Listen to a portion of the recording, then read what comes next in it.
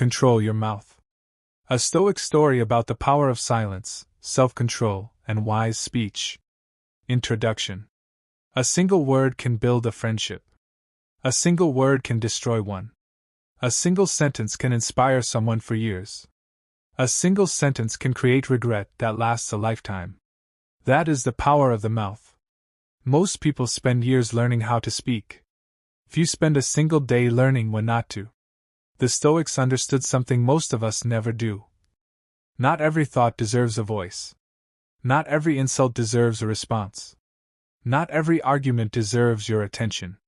Wisdom is not only knowing what to say. Wisdom is knowing when to remain silent.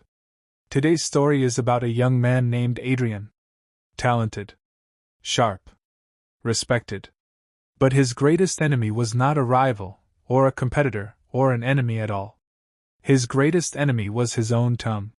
This is how one old man, one lesson, and 30 days of silence changed his life forever. Step 1. The man who spoke too much. Adrian was intelligent, confident, ambitious. People liked being around him, at first. He had a sharp mind and an even sharper tongue, and for most of his life, that combination had worked in his favor. He was the one with the quick comeback in meetings, the witty line at dinner parties, the answer ready before anyone else had finished forming the question.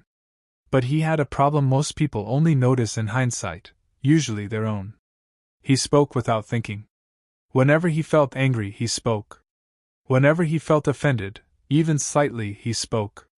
Whenever he disagreed with someone, he spoke immediately, loudly, and without pause, as if silence itself were a kind of defeat.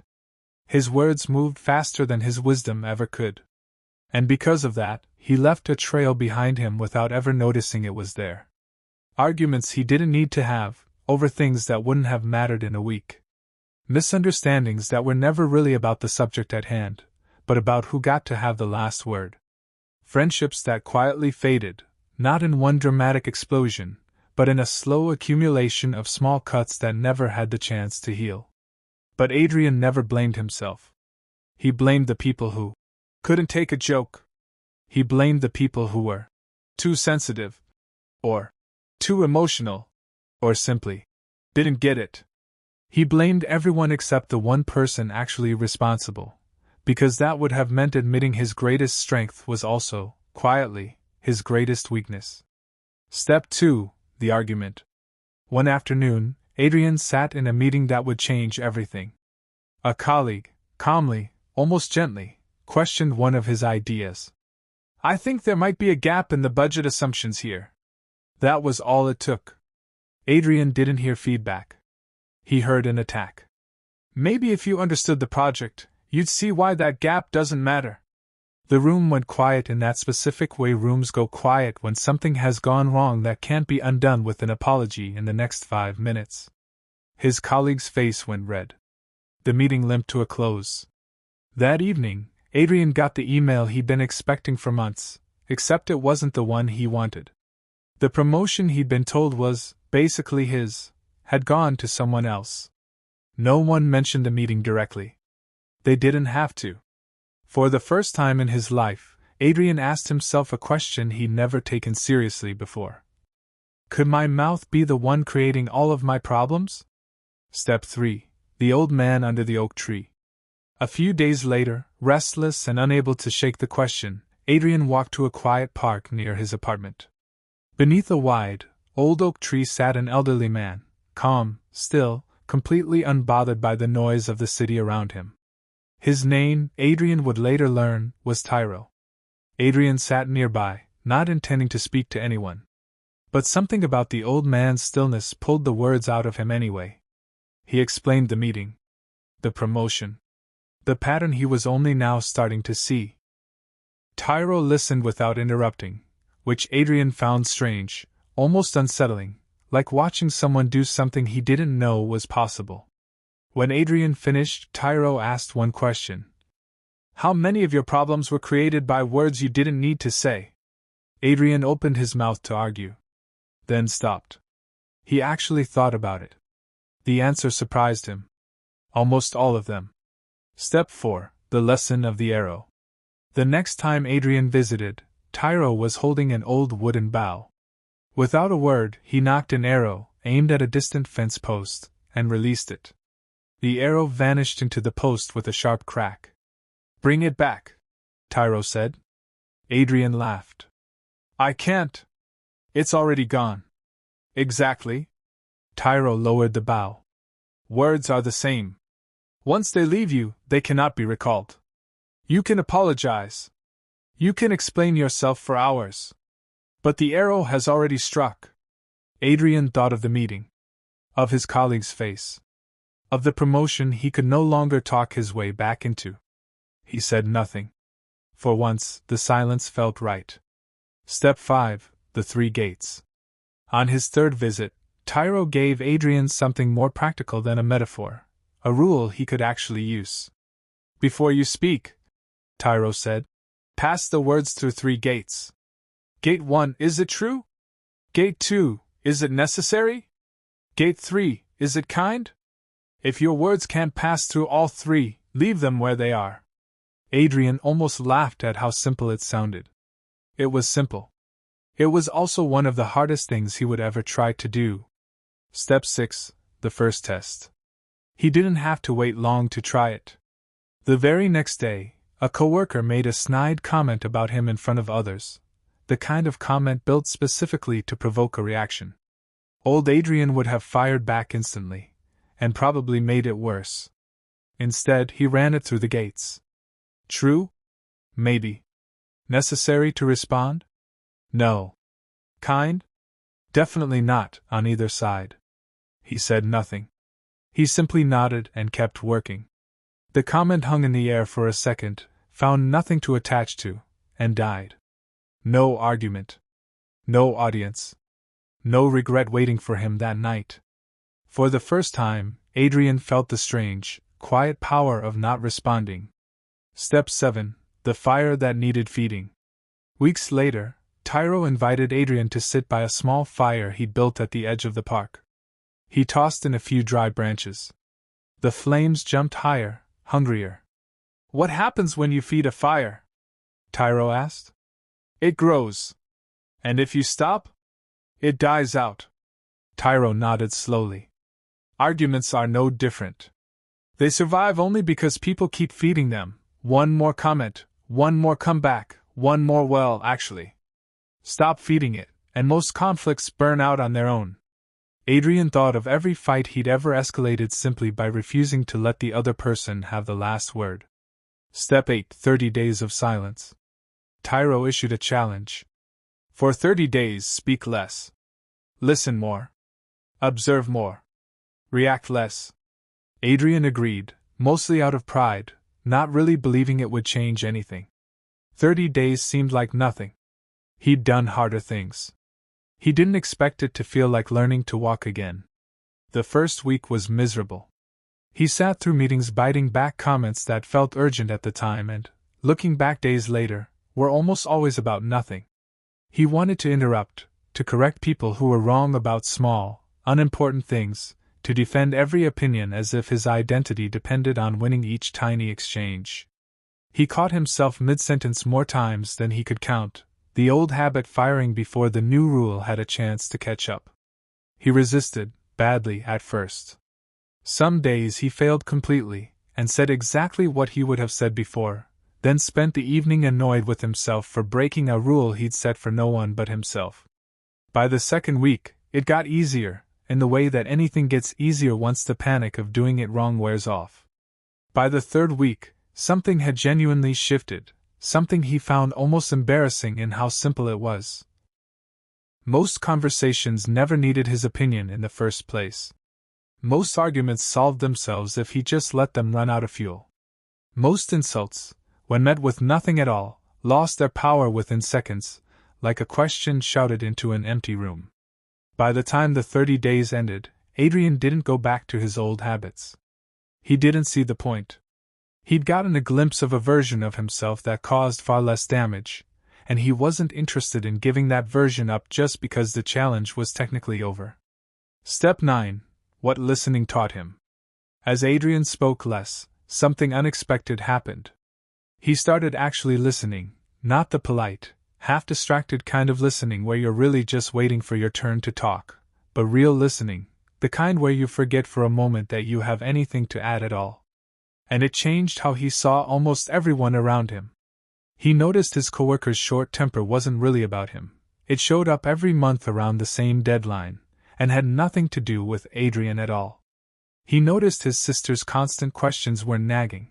They were the only way she knew how to say she was worried about him. He noticed his friends putting real effort into conversations he used to only half hear, distracted by whatever clever response he was already preparing. None of this had changed.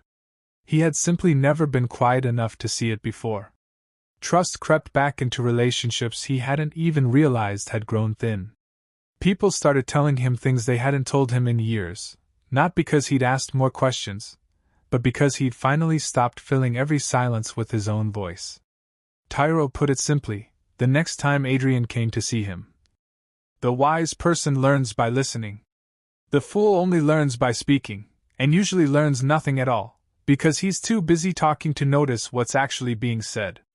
Step 10. The storm at work. Months into this new habit, a real crisis hit the office. A project had failed publicly. Accusations flew across the room. Everyone talked over everyone else, each person more interested in being heard than in understanding what had actually gone wrong. Everyone, except Adrian. He stayed quiet. He listened to every side, including the people no one else was bothering to hear. When the room finally ran out of things to shout, he spoke, briefly, calmly, and only about what had actually happened. The room went still. Not the bad kind of still from the meeting months earlier, a different kind. The kind where people are actually listening. The conflict didn't disappear instantly. But it stopped spiraling. And for the first time, people looked to Adrian, not because he was the loudest, but because he clearly wasn't trying to be. Step 11. Never decide angry. Tyro had one more rule he repeated more than any other. Never make an important decision, or say an important thing, while you're angry. Anger doesn't just change how you feel. It changes what you see. It makes small problems look enormous and minor comments feel like personal attacks. Almost every regret Adrian could remember had been spoken in anger, in the heat of a moment that felt urgent but wasn't. So he built a habit: pause first. Wait, even if it's only for a few breaths. Reflect. Then respond, instead of react. It sounds small. It changed almost everything. Step 12. Letting go of the need to win. One afternoon, Tyro asked Adrian a question that sat with him for weeks afterward, the kind of question that seems simple until you actually try to answer it honestly. Would you rather be right, or would you rather be at peace?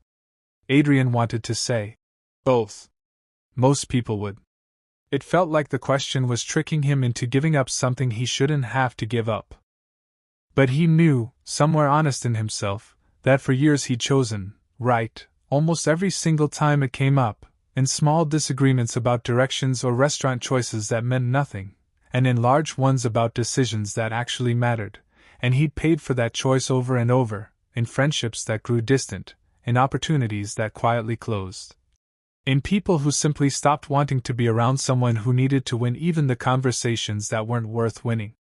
He started choosing differently. Not caving on what genuinely mattered to him, not becoming a person with no opinions of his own, but letting go, finally, of the arguments that only ever existed to feed his ego and never actually changed anything for the better. Life, almost immediately, got lighter. Rooms felt less like arenas. Conversations stopped feeling like contests he had to win just to feel like himself. Step 13. The friend he lost. There was one relationship Adrian hadn't fixed yet, an old friend, lost years earlier in an argument so small he could barely remember how it started, only how it ended, with both of them too proud to be the first to apologize. Now, finally, he understood his part in it. He reached out. No excuses, no half-apology disguised as an explanation, just a real one. It took time. But slowly, the friendship came back. Pride had broken it. Humility was the only thing that could put it back together. Step 14. The final test. Years later, Adrian faced the hardest test of everything he'd learned. He was accused of something publicly, and unfairly. The accusation spread the way these things do now, faster than the truth could ever hope to catch up to it. Strangers had opinions about him within hours. People he'd worked with for years sent careful, worried messages, the kind that are really just asking, "Is this true?" without quite saying it. People he respected expected him to fight back loudly, the way the old Adrian would have, to post, to argue, to defend himself in every comment section and every conversation until he'd exhausted the subject and everyone around him. He didn't. He spoke only when it mattered. Only with facts, laid out plainly, without embellishment or emotion. Only with the kind of calm that, ironically, said more than shouting ever could have, because everyone watching could see he wasn't afraid of the truth, only tired of the noise around it. It took time. Weeks, in fact, that felt considerably longer than that. But the truth came out on its own, the way truth tends to, eventually, when no one's busy drowning it out trying to win the argument instead of settle it. His reputation stayed intact. Not because he fought the loudest, but because, for once, he didn't need to. Step 15. The last conversation. Tyro was very old now. Adrian visited him one final time, beneath the same oak tree where it had all started. "What have you learned?" Tyro asked. Adrian smiled. "That controlling my mouth helped me control my life." "Explain that." "Every argument I didn't need to have started with words. Every regret I still carry started with words. Every relationship I damaged grew worse through words I should have kept to myself." He paused. "But peace starts with words too. The right ones at the right time, or sometimes no words at all." Tyro nodded once, the way a teacher does when a student has finally understood the actual lesson, not just the words of it. The Stoic truth. The Stoics believed that real power was never about controlling other people, or controlling situations, or winning every room you walk into. Real power is controlling yourself. And one of the clearest signs of self-mastery is something almost nobody practices: controlling your own speech. Anyone can react. Few people can respond wisely. Anyone can shout to be heard. Few people have the discipline to stay calm when it would be so easy not to. Anyone can speak. Few people know the much harder skill, knowing exactly when silence serves them better. Closing. If you want more peace in your life, control your mouth. If you want stronger relationships, ones that don't quietly erode over years of small, unnecessary cuts, control your mouth. If you want fewer regrets sitting with you at night, replaying conversations you wish had gone differently, control your mouth. Pause before you speak. Think before you react. Listen before you respond. Choose wisdom over impulse. Choose peace over pride. Choose understanding over the need to win every single argument you're handed. Words can heal, or they can destroy. They can build a friendship in a single sentence, or end one just as fast, in the time it takes to say something you didn't mean to make permanent. Use them carefully, because once they're spoken, there is no taking them back. No amount of apologizing fully removes an arrow once it's already struck. Stay calm. Stay disciplined. Stay patient. Stay wise. And remember the lesson Adrian carried with him for the rest of his life. The person who controls their mouth controls their destiny.